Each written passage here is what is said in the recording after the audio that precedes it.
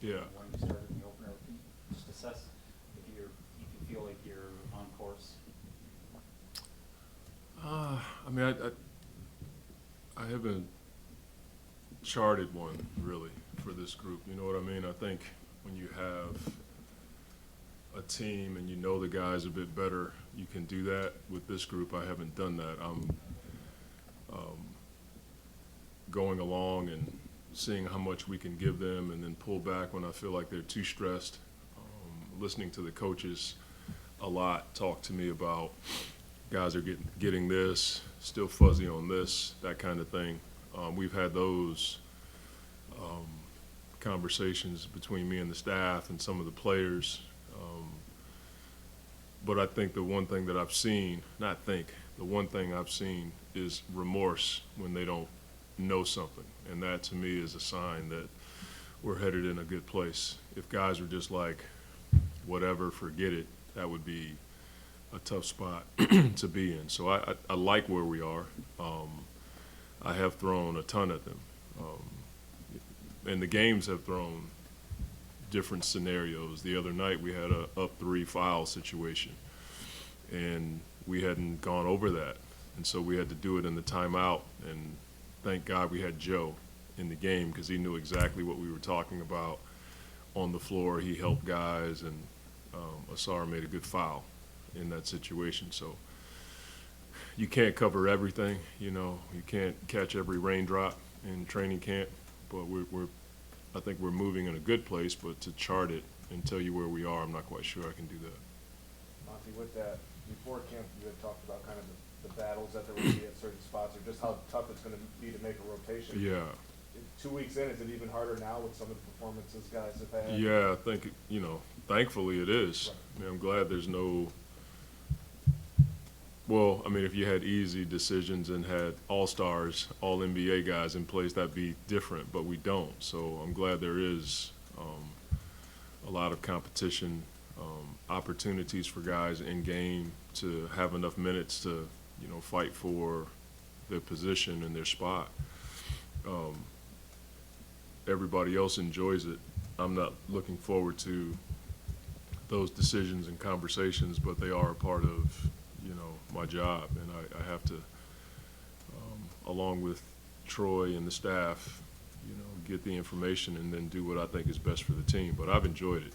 The practices have been spirited, and we're going to scrimmage tomorrow. It'll be another day to battle, and not just see where you are as a player, but also get better as a team. Coach, you mentioned earlier about not wanting to throw a lot at them, being new here. I guess speak to how long does it take? I guess, or is it a season-long process of learning your team's strength and weaknesses, and knowing your team? How long is that process? I think that takes years. Years. Yeah, I mean, you have a team, but, you know, guys don't stay 22. They don't stay 19. You know, their lives change, their circumstances change, they change. And so you're constantly learning who they are. Guys take on new positions in the league. Some guys go from non-all-star to all-star. Some guys are fighting for their NBA life. Some guys who've been in the league may be playing for a minimum, one-year contract. So I think that changes. When your circumstances change, you tend to change. And I'm not 38 anymore. When I first started as a head coach, you know, I won't say what I am, but I'm older. So I think that you're always learning, at least for me. I don't think I've ever been in a situation where I'm like, I know exactly who we are and what. I don't think that ever happens for me anyway. And I like that. I like the fact that you constantly learn more about your guys. You don't put a box on them. You know, you understand that they're going to grow as players. We're going to grow as a team. And for me, I'm constantly learning who they are. How deep do you think your rotation could go, just as far as players on this team you think who could really make a difference on the floor this season? I mean, a lot of that is going to be dictated by health. It'd be hard to say right now with, you know, a few guys we have out. Healthy, 10. To play 11 guys is really hard. You can do it, but it's probably more special situations. Say you want to go big, you know, you can do it that way, or you wanted to go with 3 small guards, then you'd probably be able to do it that way, or 5 smalls. You know, those combinations may allow for more numbers, but it probably wouldn't be consistent.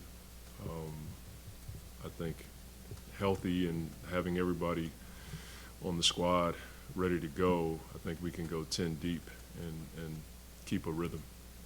When you have 2 guys and I you're kind of have like an expedited introduction to the Yeah. I guess how easy does that make it for guys like Asar and Sasser to roll out? I don't know. I mean, I think everybody's different. You know, it depends on who you are as a player and person. You know, if you're the kind of player that can learn on the fly and that's your deal, then yeah, it may be a bit easier. But if you're someone that learns through playing and then sitting and then playing and then taking in the summer and that kind of thing, it could be a different deal. So I don't know if what JD and JI went through last year.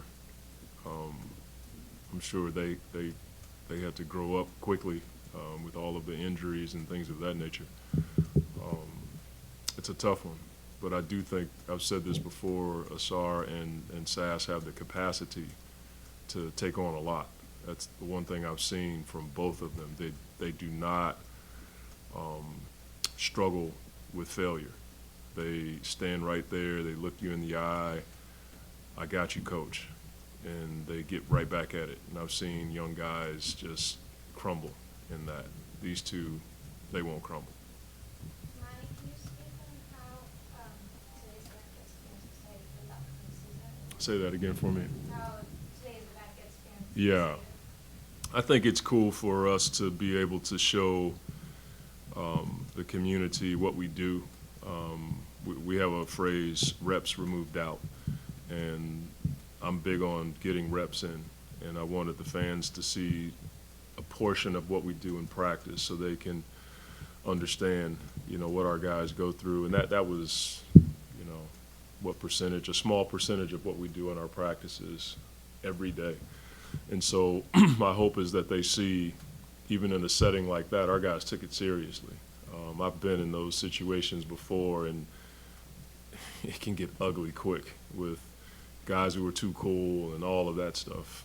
I hope they see an intentional group that wants to make this community proud. And me and the staff, we know we have a young group. We know we have guys who don't have a great deal of NBA experience, but we're jacked up every day because of what you just saw.